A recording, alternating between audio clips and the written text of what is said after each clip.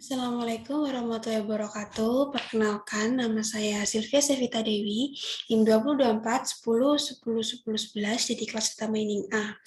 Nah, di sini saya akan menjelaskan tugas dari modul 6, yaitu praktikum 6 data mining, Cummins clustering. Nah, terdapat tugasnya, yaitu lakukan dan jelaskan clustering pada dataset mal customer.csv dengan ketentuan dilengkapi sebagai berikut. Jadi dikelompokkan ada 3 bab, yaitu data processing, modeling, dan ada opsional. Di sini dikerjakan jika ingin mendapat nilai tambah.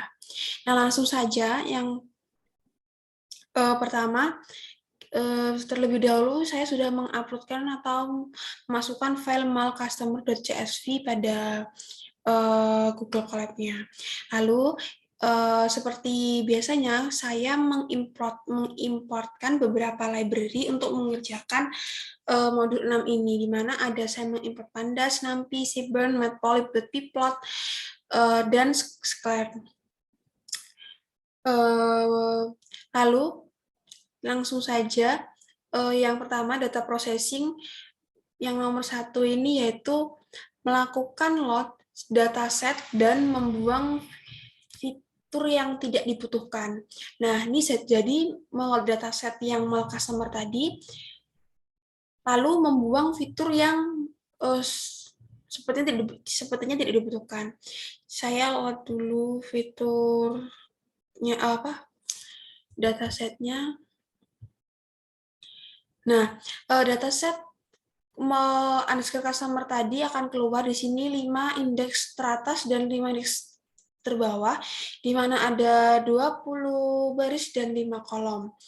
Nah, di sini ada atributnya customer ID, genre, age, annual income, dan spending score.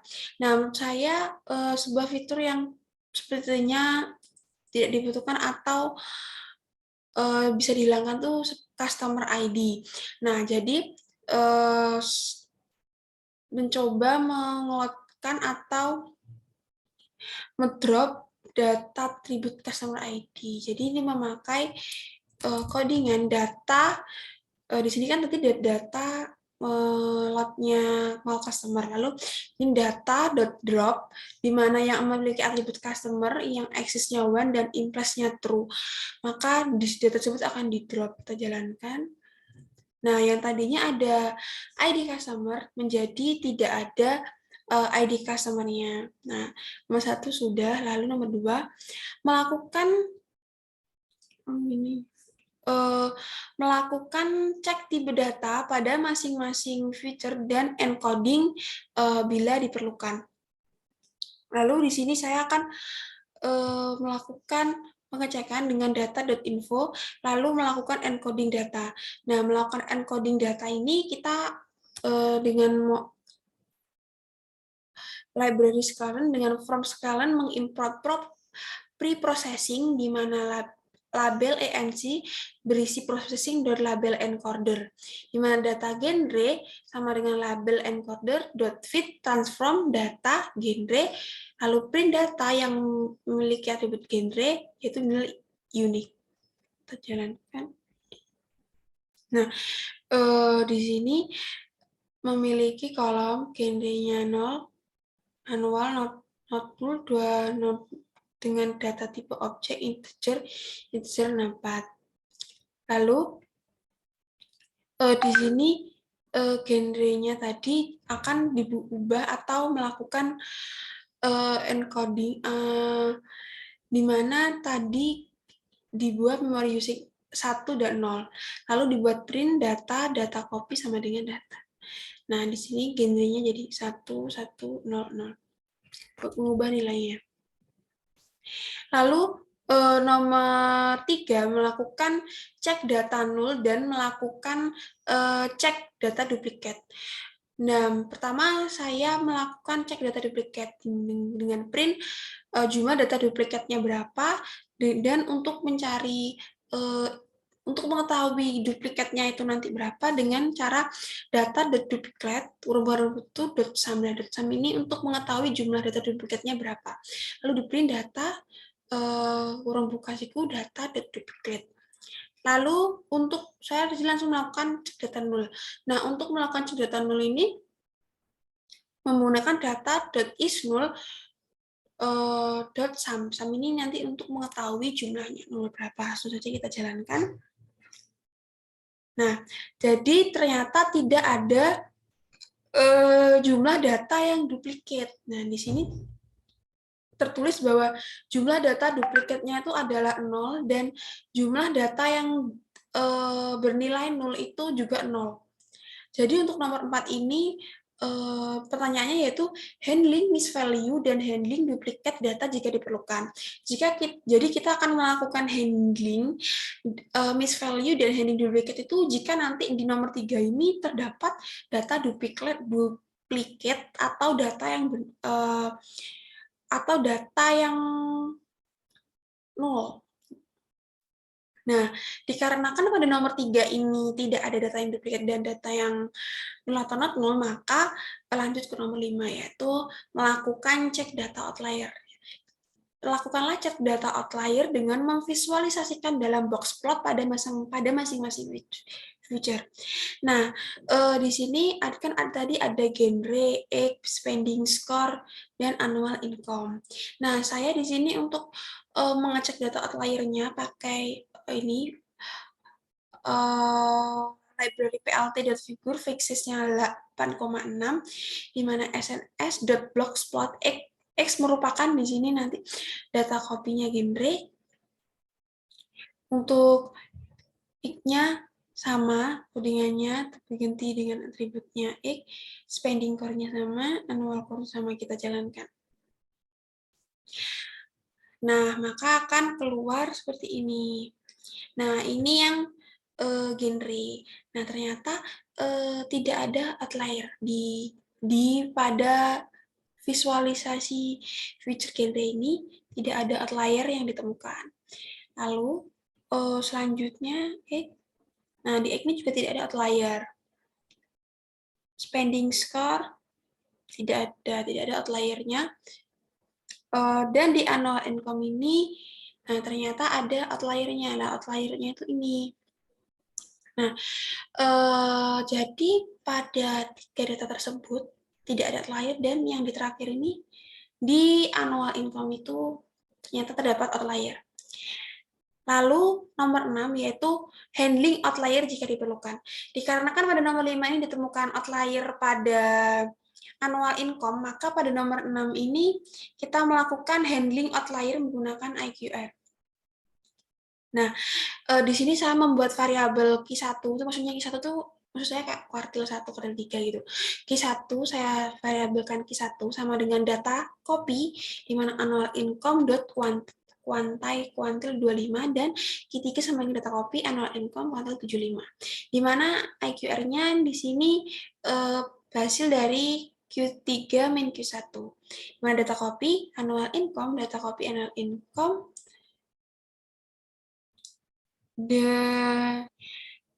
harus lebih dari kuartil 3 plus 1,5 dikali IQR, di mana kuartil 3-nya data copy data head. Kita jalankan, kita execute terlebih dahulu.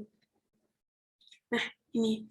Lalu ini kita setelah melakukan handling outlier, jadi datanya menjadi seperti ini, annual income-nya, genre, annual income, spending score. Lalu kita melakukan cek ulang data. Jadi kita cek apakah masih ada outlier-nya atau tidak.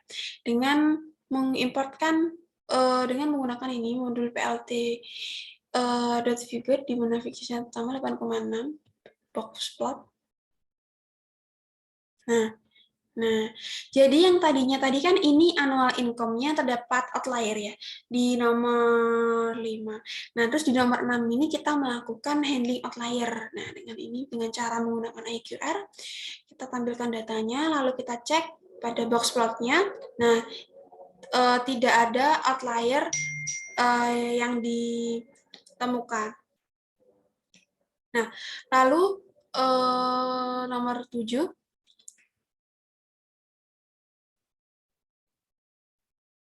Nah, selanjutnya untuk nomor 7 yaitu visualisasikan korelasi antar fitur dengan heat map. Nah, di sini saya variabel data underscore core, di mana data.core, SNS dan .heatmap data core anode sama dengan true. Dan kita jalankan. Nah, di sini dapat kita ketahui matplotlib.x support-nya korelasi antar future dan heatmap-nya, di mana ada genre, egg, annual income, spending score, dan di sini juga ada genre, min 0,08, min 0,03, dan ini ada rentang kayak warna-warnanya gitu. Lalu nomor 8, kita melakukan normalisasi dengan data menggunakan min-max. Di sini saya menggunakan min-max, di mana membuat data variabel data 2 di mana berisi data.copy dan scalar. Di sini modul min-max scalar. Lalu scalar.fit data di sini x-nya data x sama dengan scalar transform data 2x, scalar fit data annual income, data 2-nya annual income scalar transform, dan spending score scalar transform 1 sampai 100. Lalu kita mengikuti data 2. Nah, maka data tersebut setelah divisualisasikan, setelah melakukan normalisasi menggunakan min-max, akan keluar data seperti ini. Jadi genre, annual income, dan spending score. Lalu, di sini Dev sebelum melakukan cluster, kita membuat PLT scatter data ATTR1, data ATTR2, PLT X label, Y labelnya ATTR1, dan ATTR2, ATTR1 dan 2 di sini.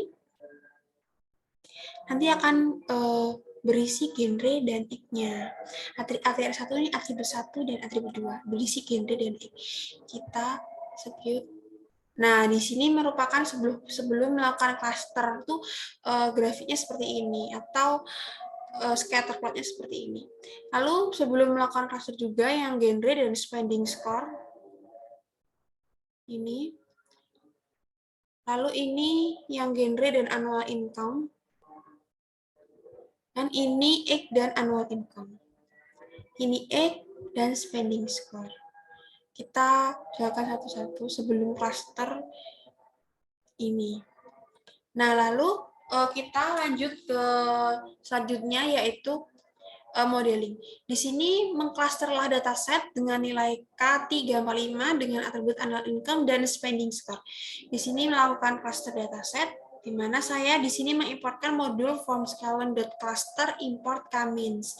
Di mana dev clustering atribut 1, atribut 2, dan K, di mana KM sama dengan KM and cluster K, Y predict sama dengan KM.fit predict, data atribut 1 dan atribut 2. Lalu data cluster Y predict, di mana data 1 sama dengan data clusternya 0 sampai 4, ada data 1 sampai data 5.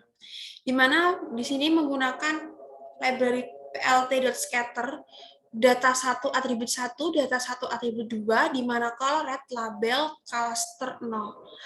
Dan PLT scatter data 2 atribut 1, data 2 atribut 2, color magenta, saya beri label cluster 2. Dan cluster magenta cluster 1, di sini saya cluster 2 green, cluster 3 blue, dan cluster 4 aqua. Di mana PLT scatter, KM cluster k-means, colornya blue, marker merah, dan labelnya centroid. PLT X label atribut 1 dan PLT X Y label atribut 2. Ini nanti kita tinggal mengubah-ubah nilai dari atribut. Dan kita me-execute ini dulu. Sudah. Lalu kita menampilkan scatter plot setelah melakukan clustering dengan centroid masing-masing cluster.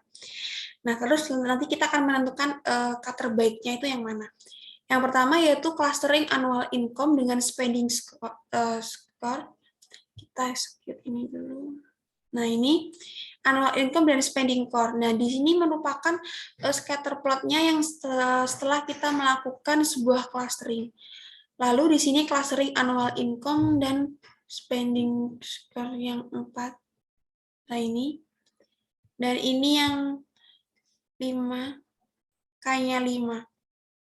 Nah, di antara data-data ini, K-nya 3, 4, dan 5, kita dapat menentukan di mana nilai K terbaik. Menurut dari 3 gambar tersebut, kita dapat melihat K yang bernilai 5 itu menjadi terbaik karena di sini sudah klasternya sudah terkelompokkan dengan baik dan centroidnya itu juga tepat pada tengah-tengah pada setiap klaster tersebut. Nah, selanjutnya di sini yang optimal yaitu pemikiran 13 melakukan implementasi elbow method untuk mendeteksi K terbaik. Jadi, untuk mendeteksi K terbaik di sini menggunakan implementasi dari elbow method, di mana ATTR atau atribut sama dengan data2.ilog, di mana mengambil semua baris, membuka 2,3.value, di mana ini kita jalankan dulu, lalu membuat variabel elbow untuk menampung sebuah nilai K sama dengan range-nya 1 sampai 10, di mana untuk perulangan for I in K, K-min sama dengan K-mins and cluster sama dengan I, di mana K-mins .fit buka nilai dari ATTR, elbow.append K-mins inertia, di mana kita execute. Nah, lalu PLT plot rank 1 sampai 10, elbow, PLT X labelnya jumlah cluster, dan PLT show. Nah, maka ini merupakan hasil untuk kita melakukan implementasi elbow method untuk mendeteksi K terbaik. Nah, mungkin cukup itu yang bisa saya sampaikan. Kurang lebihnya saya mohon maaf. Jika ada kesalahan kata yang disengaja maupun tidak disengaja, saya mohon maaf. Sekian dari saya. Wassalamualaikum warahmatullahi wabarakatuh.